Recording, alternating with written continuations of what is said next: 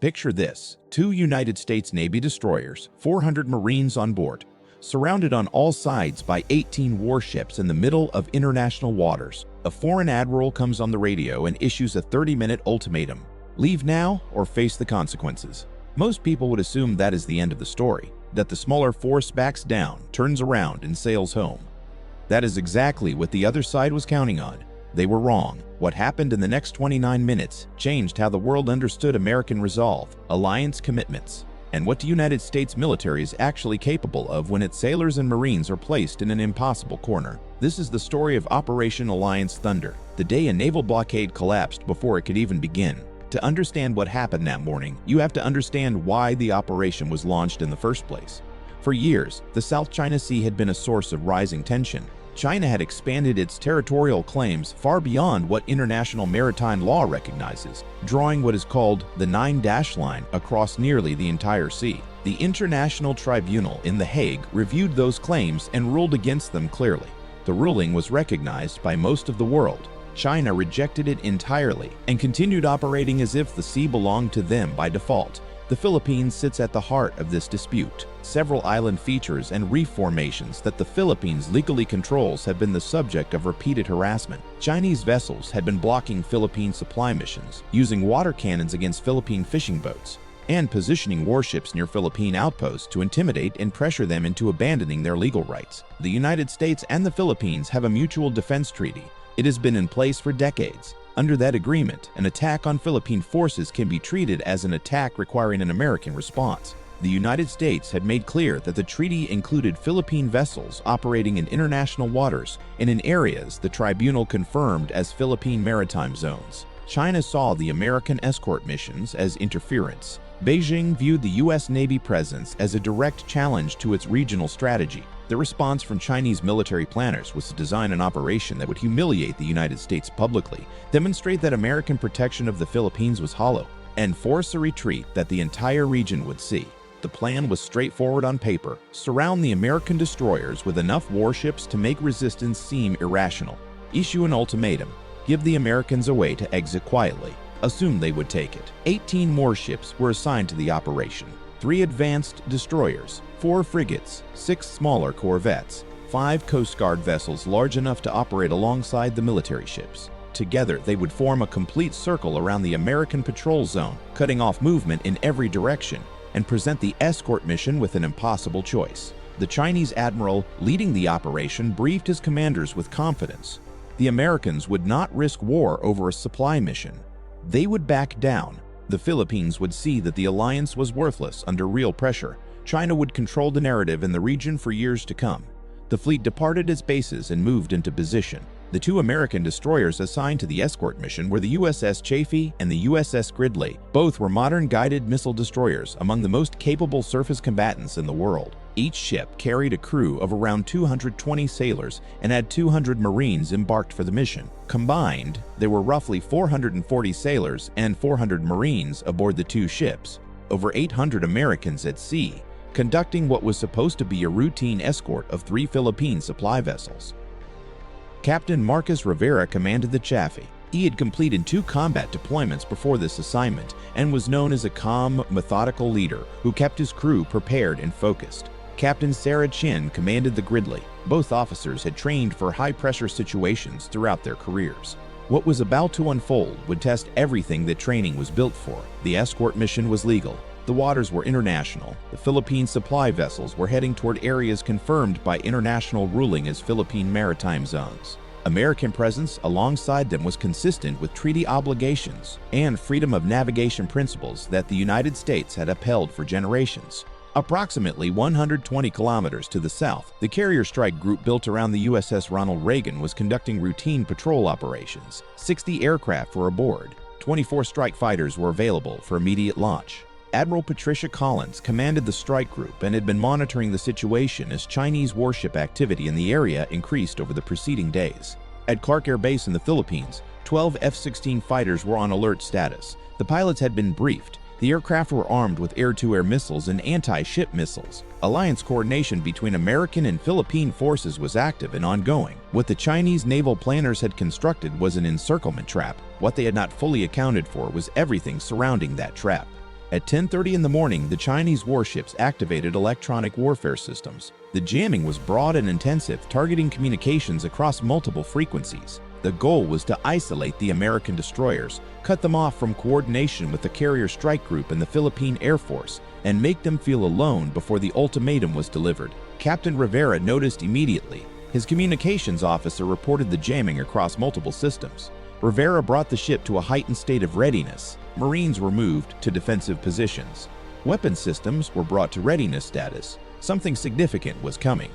10 minutes later, radar told the full story. 18 Chinese warships had completed their encirclement. They were positioned in a circle approximately 6 kilometers out from the American destroyers, Type 052D destroyers, frigates, corvettes, Coast Guard cutters large enough to carry deck weapons. Every direction blocked. Rivera sounded general quarters. Both destroyers moved to battle stations. 800 Americans took their positions. Weapon systems were activated. Targeting computers began processing the threat environment. Rivera transmitted an emergency notification to the carrier strike group and to every American command element in the theater. Then the Chinese admiral broadcast his ultimatum on an international frequency, ensuring that the Philippines, the United States, and every vessel within range was listening. The message was direct. The American destroyers were operating illegally in Chinese waters. They were escorting Philippine vessels in violation of Chinese sovereignty.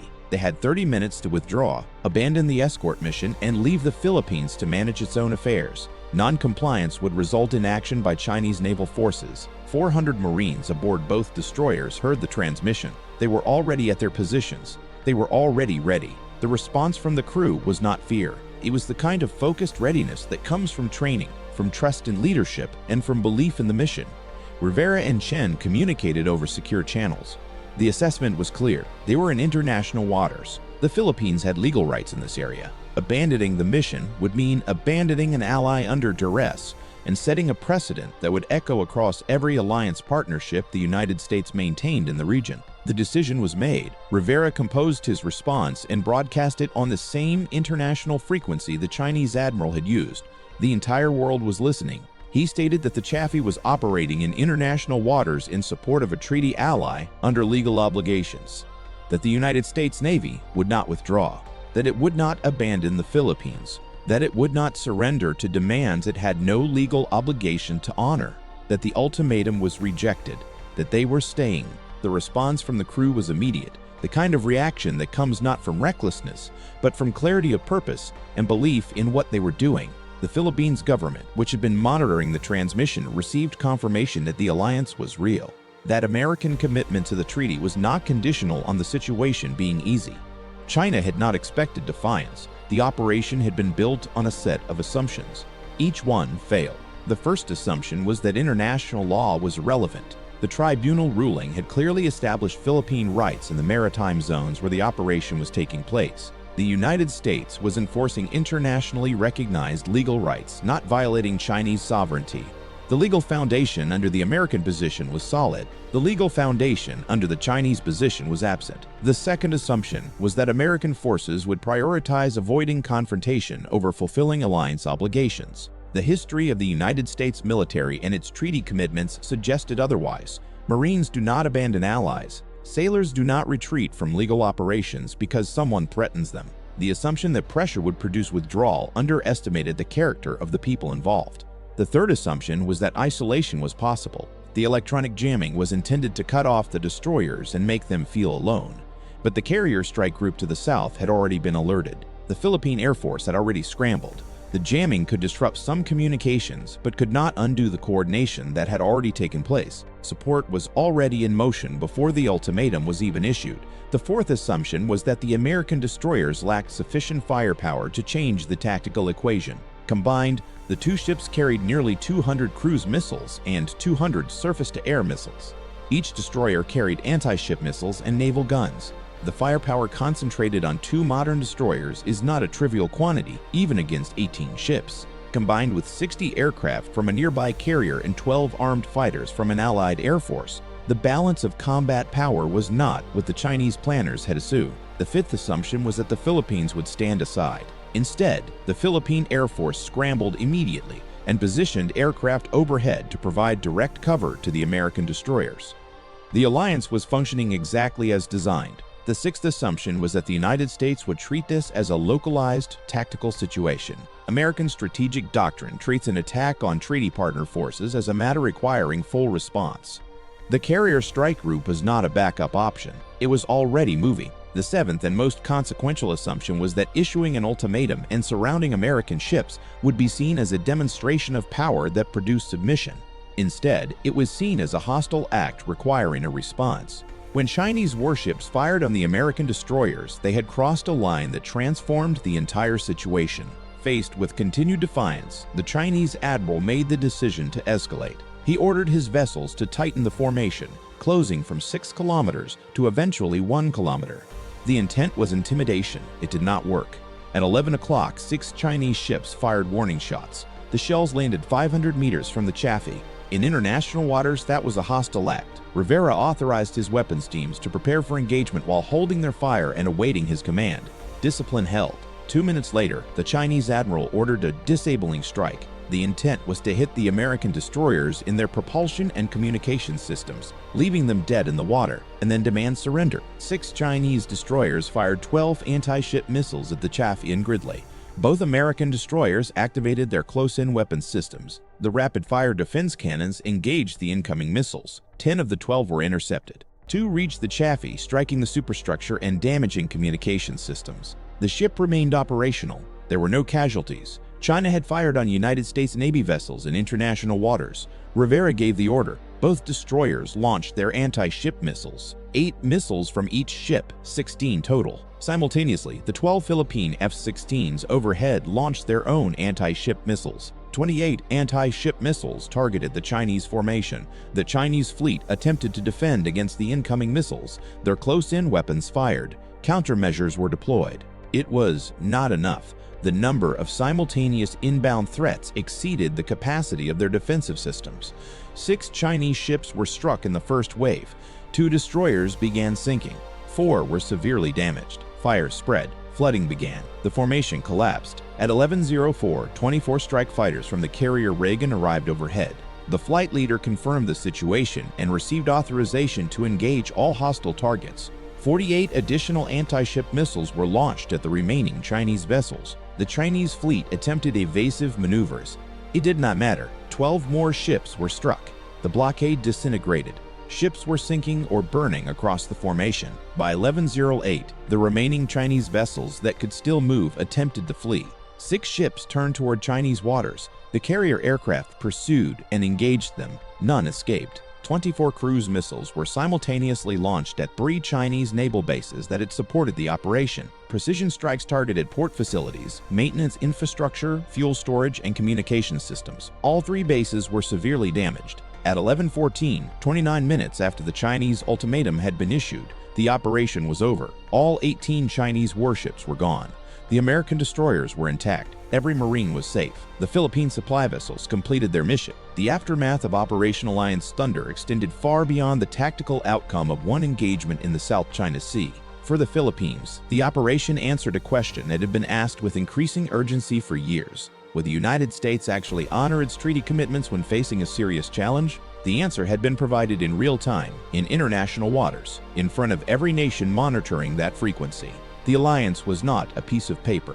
It was a functioning military relationship backed by real capability and real will. For the region, the outcome sent a message about what happens when maritime law is enforced rather than surrendered. Nations that had been watching the South China Sea situation with anxiety about whether international rules actually constrain the behavior of powerful states received a direct demonstration. The tribunal ruling was not symbolic.